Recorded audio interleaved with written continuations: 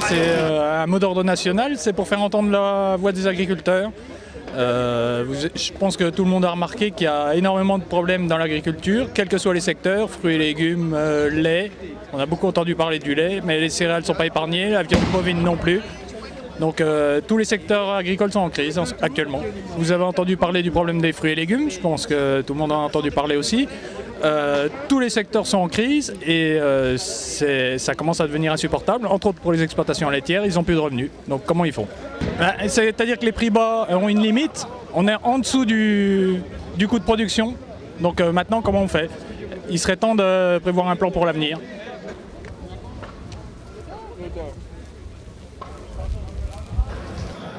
Pour exprimer notre ras-le-bol donc sur toutes les productions, que ce soit céréales, viande, lait, légumes, fruits, enfin toutes les productions sont touchées. Les prix n'en finissent pas de descendre et nos charges sont toujours les mêmes, donc à un moment on ne peut plus y arriver.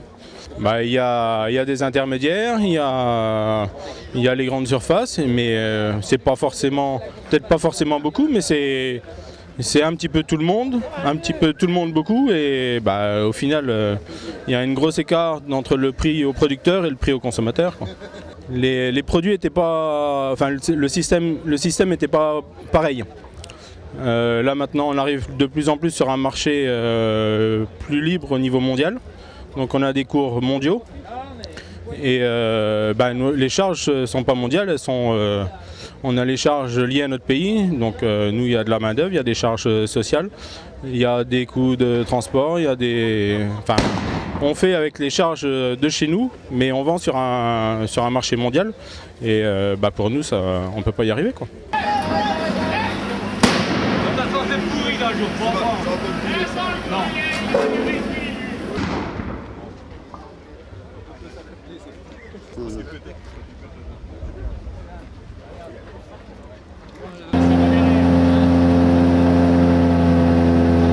Ils se sont mobilisés parce qu'il n'y a plus aucune production qui va, autant la viande, le lait que les céréales. Faut savoir que là le revenu des agriculteurs n'a jamais été au plus bas.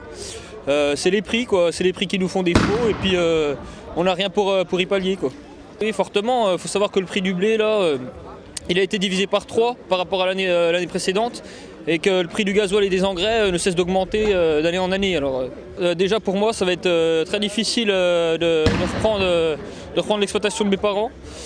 C'est pas le boulot qui manque, mais c'est de pouvoir dégager un revenu. Aujourd'hui on ne sait pas trop dans quoi se lancer, s'il faut monter un bâtiment d'élevage ou s'il faut reprendre des champs. On ne sait pas où va l'argent, parce que nous, la source ça vaut rien. On voit que dans les grandes distributions, la viande c'est quand même devenu un produit de luxe. Il faut savoir qu'il n'y a pas tout le monde qui mange de la viande aujourd'hui. Donc c'est quand même problématique, hein. On ne sait pas ce qu'il faut faire. Non, ça va être très difficile, il n'y a aucune production qui marche en ce moment, on ne sait pas trop quoi faire, quoi. C'est pour ça qu'aujourd'hui on est dans la rue.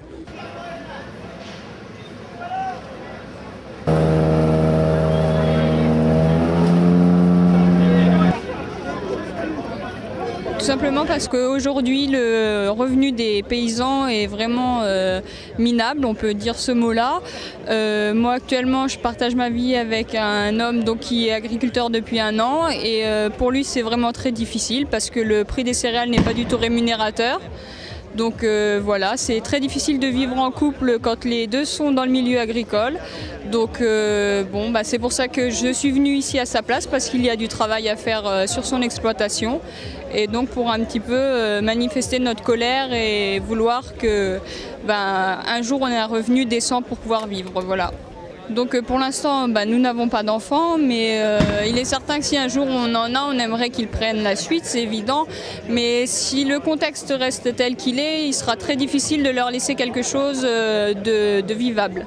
Un tout petit peu plus que le SMIC, voilà. Donc c'est en fonction d'échelons.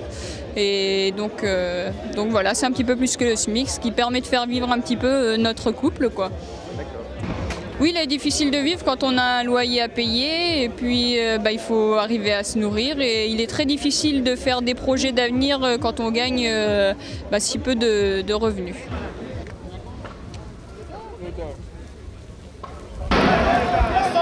Vous ne tirez pas! Je vous ai pas donné l'ordre!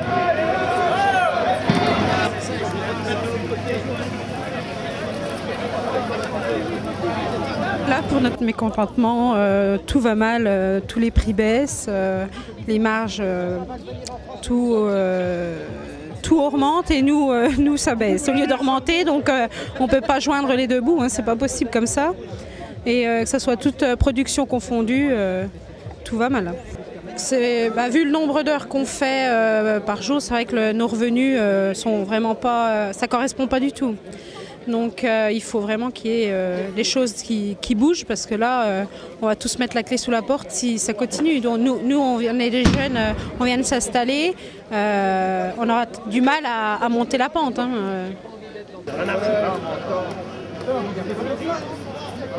De lait,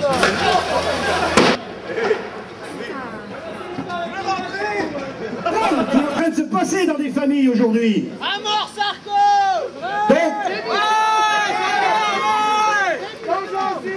Puisque tout passe par le président de la République, j'espère qu'aujourd'hui, ces messages y seront entendus. Ils seront entendus et très rapidement, qui nous lance un plan, mais un vrai plan. Où passe la différence? Sabotage. C'est un coup de la grande distribution. Je crois que vous m'avez compris. C'est un coup de la grande distribution. Est-ce que M. Leclerc serait parmi nous?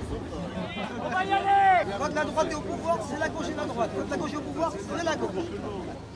Déjà l'État, qui est un réel plan, comme je vous l'ai dit tout à l'heure, un plan à court terme, pour rapidement libérer de la trésorerie dans les exploitations.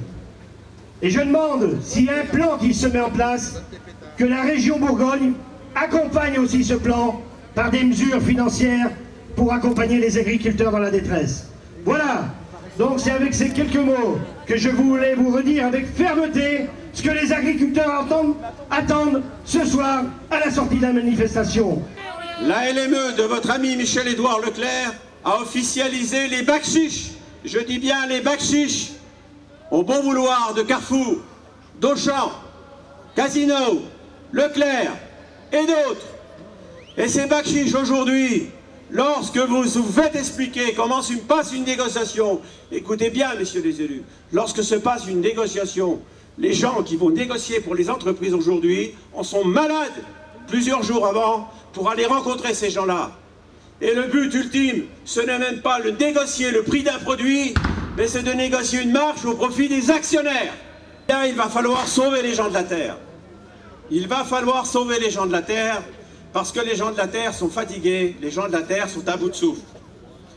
Et en sauvant les gens de la terre, on sauvera les artisans ruraux, on sauvera les commerçants de la ruralité. Donc, messieurs les élus, monsieur le préfet, vous qui représentez cette ruralité, eh bien, vous avez la responsabilité, à votre niveau, au Conseil général, au Conseil régional, mais d'abord à l'Assemblée nationale. On aimerait retrouver une Assemblée nationale, on l'a dit souvent, une Assemblée nationale de godillots. Vous devez vous faire entendre, vous aussi, c'est vous qui représentez le peuple, c'est nous qui vous avons élus. Donc vous devez entendre le cri qui est aujourd'hui et faire en sorte que le président de la République comprenne qu'il faut obtenir l'année blanche pour l'agriculture dans son entier. Parce qu'on ne doit pas toucher, nous aussi, l'allocation scolaire, parce qu'on ne doit pas avoir de bourse pour envoyer nos enfants à l'école. C'est inadmissible. Est-ce qu'aujourd'hui, il faut encore faire la mendicité pour que l'enfant puisse prendre le car raisonnablement, être habillé convenablement comme il se doit avec l'honneur de ses parents? Voilà. Bonjour à vous toutes, mesdames. Bonjour, messieurs. Alors, je suis venue, moi, avec ma casquette blanche de la FDSEA. C'est le symbole de mon métier. Je suis venue avec mon écharpe d'élu. Et moi, je l'ai mise à gauche. Parce que je l'ai mise sur mon cœur. Parce que je fais partie des élus, mais je ne fais pas partie des politiques. On avait pu, en aussi peu de temps, devenir de nourrisseurs de la planète. On est devenus des pollueurs empoisonneurs. Et ça, c'est pas vrai. Et ça, c'est moche.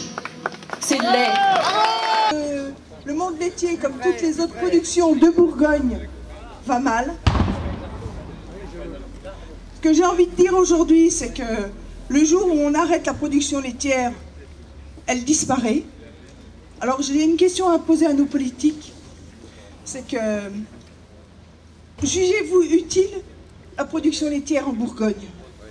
A-t-elle une nécessité au niveau du paysage, au niveau de la diversité, au niveau de l'emploi avec nos outils de transformation, au niveau de nos images avec nos AOC? Alors si elle en a, donnez-nous les moyens de continuer. Remontez sur le trottoir, un peu en face là-bas. Les élus font partie de la population. Les panneaux, aujourd'hui... Stress, chef.